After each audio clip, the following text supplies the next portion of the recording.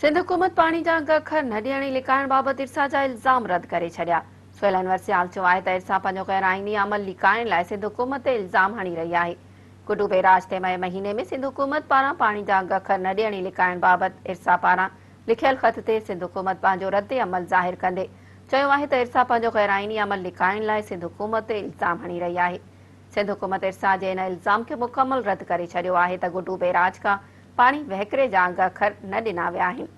आपाशी खाते जे सूबाई वज़ीर सुहेल अनवर सियाल चयो आहे त सिंध हुकूमत जो पाणी मामले ते मौक़िफ़ आहे त 91 पाणी मुआहिदे तहत सूबनि विच में पाणी जी विर्छ कई वञे।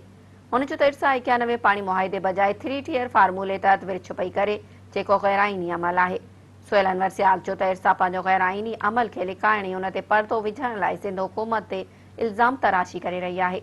हुन चयो त सिंध हुकूमत जो मुतालबो आहे त 91 पाणी मुआहिदे तहत सिंध खे पाणी ॾिनो वञे। गैर कानूनी ऐं गैर आईनी अमल इरसा करे रही आहे। सिंध हुकूमत त पंहिंजे पाणी जो जायज़ हिस्सो घुरे थी। सुहेल अनवर सियाल चयो त पाणी चोरी में पंजाब मुलवस आहे। सिंध ते पाणी चोरी करण वारो तासुर ग़लत ॾिनो पियो वञे। हुन चयो त जल्द प्रेस कॉन्फ्रेंस करे पंजाब जी पाणी चोरी बाबति अघ अखर पधिरा कंदासूं।